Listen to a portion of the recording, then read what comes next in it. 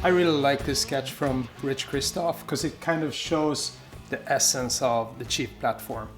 And on the Chief you have, of course, you have the cast wheels, mid-mount pegs, low bars, solo seat, you have the stripped fork, you have stripped shocks, and it's kind of this really basic blank canvas kind of bike.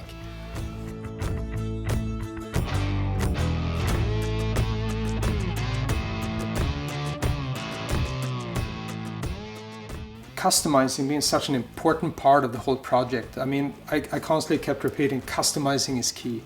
Of course, we constantly did sketches of customized versions, like turning up the volume for different eras or different styles to see if the bike would work like that. Like this one, you know, it has our accessory mufflers, but with old school tips. We have a lower bar on it. The floating solo seat, you put a different paint job on it and boom, the bike it really feels, you know, late 40s, like cut down bobber, you know, you really have that kind of style. Or if you want to go a little bit forward and, you know, like late 50s, early 60s, you know, you put a flame job on that bike, you add some more chrome, another set of accessory mufflers and tips. You have our floating solo seat, maybe different upholstery, maybe add some thin white wall stripe tires, and all of a sudden you have again yet another totally different flavor. And this is kind of the essence of the whole customizing is key. Like you add those little elements, you turn some knobs, and you get just a feeling that the bike belongs in a different era or a different personality. You give it a different personality that really fits you, and that's what it's all about, you know, the perfect blank canvas.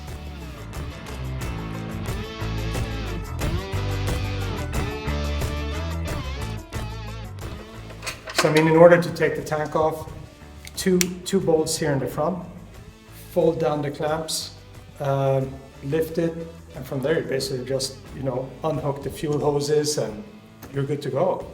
I mean, that's pretty cool. Easy to work on.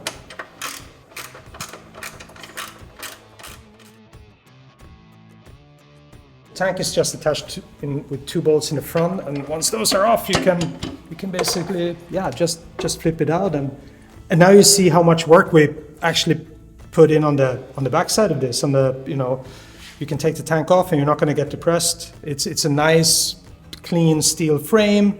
All the cables are routed inside, and it's just, you know, you want to put a small peanut tank or whatever on it, it's just good to go. And yeah, it takes a lot of work to do this, but I think it's totally worth it. This was super important, like customizing is key.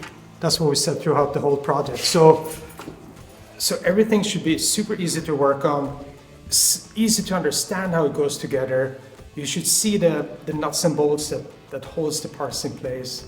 And, you know, simple, mechanical, raw, and yeah, super easy to take apart. It always amazes me in today's industry how hard it is to keep things simple. You know, it's very easy to complicate things, but very complicated to keep it simple. So, you know, we went through a lot of work just to keep it nice and clean, keep it tidy, you know, everything easy to access. You understand how things goes together, and, you know, easy to work on it. And this is a bike that, you know, it should look good naked, and it should look good fully dressed. This is another one of those things that just, you know, drove all of us nuts in the team at some point, right? You're working on a bike, you want to take the blinkers off, and there's an ugly lead behind.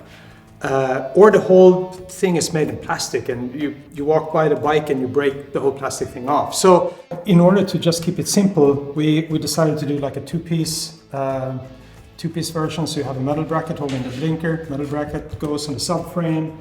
Subframe goes with 4 bolts on the main frame, and, you know, again, easy to access all the bolts.